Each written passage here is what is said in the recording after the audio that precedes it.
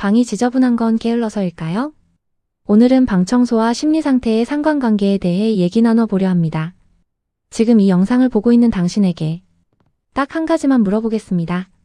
지금 당신 방 바닥에 옷이나 물건이 몇 개쯤 떨어져 있나요? 책상 위는 깔끔한가요? 아니면 컵, 종이, 충전기, 메모지들이 작은 언덕을 이루고 있을 수도 있겠네요. 혹시 이런 생각 해본 적 있나요? 왜 이상하게 마음이 복잡할 때 방도 같이 어지러워질까? 그리고 반대로 방을 한번 싹 치우고 나면 괜히 기분이 조금 가벼워지는 느낌. 많은 사람들이 그냥 이렇게 말합니다. 정리하면 기분이 좋지 뭐. 하지만 심리학에서는 이걸 단순한 기분 문제가 아니라 우리 뇌와 감정 상태가 그대로 드러나는 신호라고 말합니다. 오늘 영상에서는 방이 어지러운 사람의 심리, 그리고 방을 정리하면 왜 마음까지 정리되는지 생각보다 놀라운 이야기를 해보려고 합니다. 혹시 지금 방이 조금 어질러져 있나요? 괜찮습니다. 이 영상이 끝날 때쯤 그 풍경이 조금 다르게 보일 수도 있습니다. 이런 날 있죠.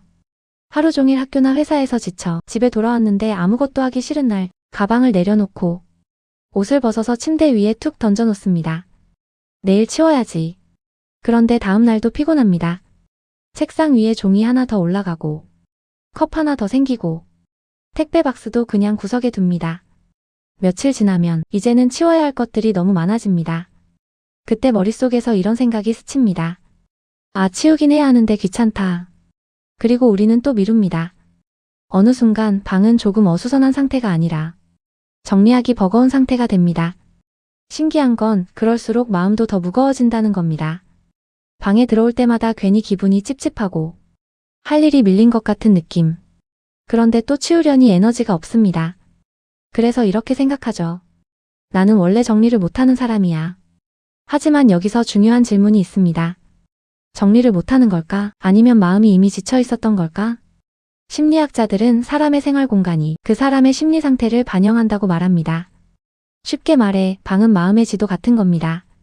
특히 스트레스가 높을 때 방이 더 어지러워지는 경향이 있습니다. 왜 그럴까요?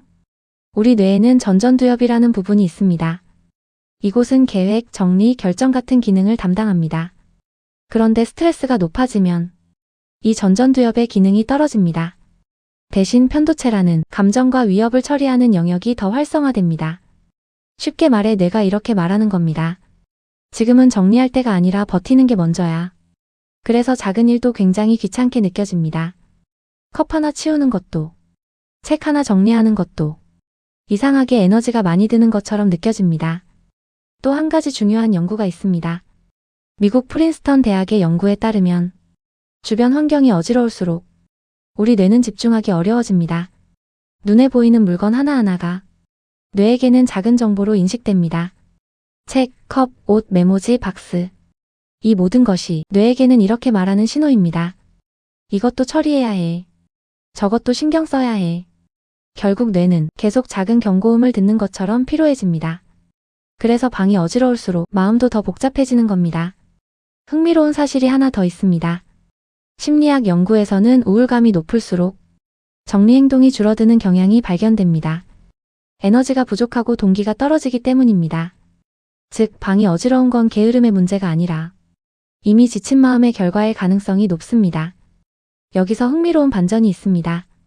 방이 어지러우면 마음이 복잡해집니다. 그렇다면 반대로 방을 정리하면 마음도 바뀔 수 있을까요? 실제로 그렇습니다. 정리 행동은 우리 뇌에 작은 통제감을 줍니다. 세상이 마음대로 안 될 때 사람은 무력감을 느낍니다. 하지만 방 정리는 다릅니다.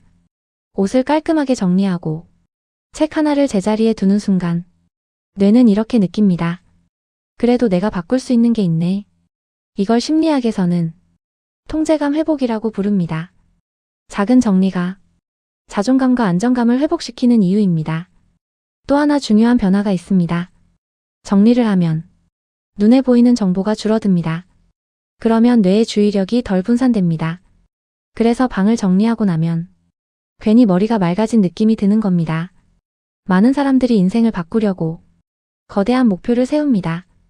하지만 심리학자들은 가장 간단한 시작을 이렇게 말합니다. 책상 위를 정리하라. 환경이 바뀌면 생각이 바뀌고 생각이 바뀌면 행동이 바뀝니다. 그리고 행동이 바뀌면 삶이 조금씩 달라집니다. 그렇다면 우리는 어떻게 시작하면 좋을까요? 중요한 건 완벽한 정리가 아닙니다. 오히려 너무 크게 시작하면 다시 포기하게 됩니다.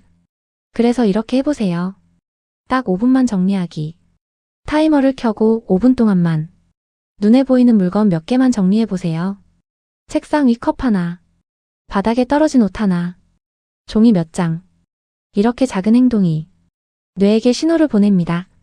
나는 지금 상황을 바꾸고 있다. 이 신호가 쌓이면 다음 행동이 조금 쉬워집니다. 또 하나 방법이 있습니다. 정리를 큰 이벤트로 만들지 않는 겁니다. 하루에 딱 하나만 제자리로 컵 하나, 책 하나, 충전기 하나 이렇게 작은 반복이 공간의 분위기를 바꿉니다. 그리고 놀랍게도 공간이 바뀌면 기분도 바뀝니다.